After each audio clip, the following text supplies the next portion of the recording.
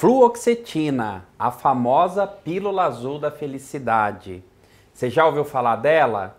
Vamos entender nesse vídeo sobre essa molécula que causou tanto furor quando foi lançada na década de 80.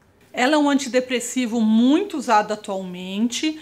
Ela foi o primeiro inibidor seletivo da recaptação de serotonina e ela foi lançada no mercado para tratar depressão e outras doenças psiquiátricas. A marca de referência é o Prozac e os principais similares são Fluoxene, Verotina, Daforin, Psiquial, Deprez, dentre outros.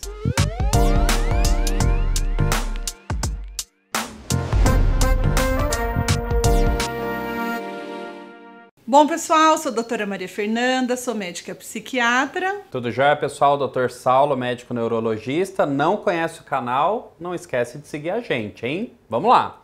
Para começar, a fluoxetina é um antidepressivo, mas serve para tratar uma série de condições psiquiátricas, como toque, bulimia, síndrome do pânico, não somente a depressão. Não sai daí que vamos explicar tudo nesse vídeo, hein? Calma! Ele é um remédio controlado aqui no Brasil, ou seja, precisa de receita dupla do médico para sua compra e é tarja vermelha. Logo, aqui já vai uma primeira informação valiosa, hein? Ele não é tarja preta, significa que a fluoxetina não é um remédio que cria dependência, a fluoxetina não vicia a pessoa. Nem é um remédio que o corpo vai acostumar e perder o efeito, que é um fenômeno que a gente chama de tolerância. Para a gente entender o mecanismo de ação da fluoxetina, a gente precisa primeiro explicar como que o nosso cérebro funciona. Uma das várias causas dos transtornos psiquiátricos envolve justamente um desequilíbrio químico entre os neurotransmissores do nosso cérebro. Então veja, ali na nossa cabeça a gente tem o cérebro e as células do cérebro, né, as células do sistema nervoso central são os neurônios. Mas os neurônios, eles não se encostam, eles ficam muito próximos uns dos outros e aí tem um espaço entre eles que é chamado de fenda sináptica. Uma das formas que eles utilizam para se comunicar é através de liberação de substâncias químicas que são os neurotransmissores.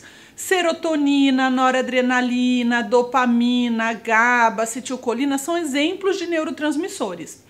Só que quando o nosso cérebro produz mais ou menos do que deveria desses neurotransmissores, eu passo a ter sintomas e, portanto, os transtornos psiquiátricos ou neurológicos vão aparecer. No geral, um neurotransmissor, ele é liberado de um neurônio para o outro e ele vai se encaixar no próximo neurônio, que é o neurônio que a gente fala pós-sináptico, como se ele fosse uma chave numa fechadura, né? Então, aqui seria a comunicação entre as células. E aí, depois que ele se encaixa ali e tudo mais, ele é novamente reabsorvido, ou como a gente costuma dizer, ele é recaptado por aquele neurônio que o liberou. Então, quando dizemos que a fluoxetina é um inibidor seletivo da recaptação de serotonina, a gente está dizendo que ele vai inibir a recaptação da serotonina pelos neurônios, ou seja, aumentando a concentração da serotonina na fenda sináptica, nesse espaçozinho entre as células do cérebro que a Maria Fernanda explicou.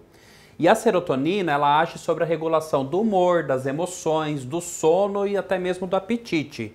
Níveis reduzidos no sistema nervoso central podem causar depressão do humor, alterações de comportamento e ainda provocam distúrbios no sono e no apetite. Por isso, a fluoxetina causa uma melhora na depressão, ocasionando bem-estar, fazendo com que o paciente se mostre mais satisfeito com a sua própria imagem, menos ansioso, com maior equilíbrio no humor, entre outros benefícios. Inicialmente, a fluoxetina foi indicada para depressão e por isso ela ficou conhecida como antidepressivo. É muito comum isso, né? A primeira coisa que o remédio foi inventado ganha o rótulo, né, da doença, né? Então... Exatamente. Só que aí, com o tempo, a gente passou a observar que ela também tem eficácia para os transtornos de ansiedade, como o pânico, transtorno de ansiedade generalizada, fobias, como fobia social, além de agir nos sintomas de tensão pré-menstrual, que é o que a gente chama de transtorno disfórico pré-menstrual, ou no toque, que é o transtorno obsessivo-compulsivo, na distimia, na bulimia nervosa. Olha só o tanto de uso, né? Não, e ela ainda pode ser usada em outros quadros clínicos, como o transtorno bipolar. Nesse caso, ela tem que estar associada a outros fármacos específicos, estabilizadores do humor.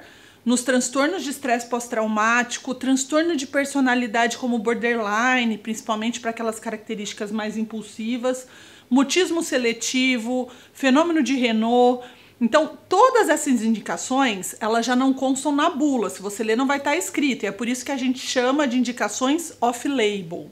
Então, resumo. A fluoxetina, como a gente falou até agora, pode ser usado para depressão, transtornos ansiosos e esse monte de doenças que a gente comentou.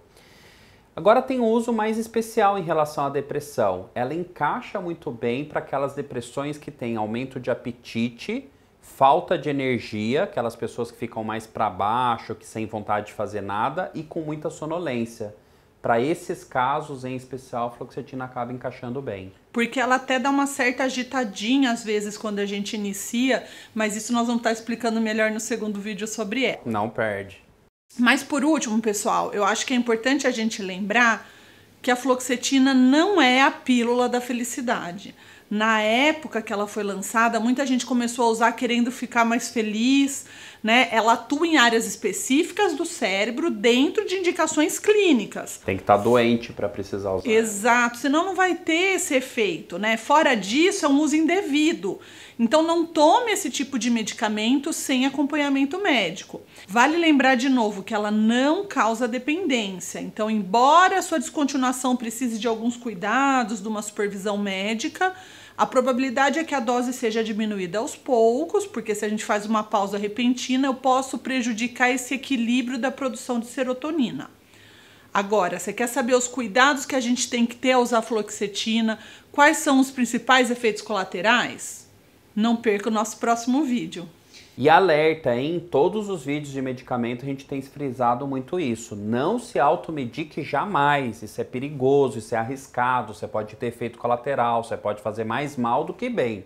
Então o uso de remédios sempre com prescrição médica. Espero que tenham gostado do vídeo de hoje sobre a famosa fluoxetina. A gente se vê no próximo vídeo. Um abraço. Daforin, Psiquial, Depress. Que depressa. E vinheta. É isso, vale. E vinheta. Tá bom, agora ele depressa. Vocês acham que ficou bom?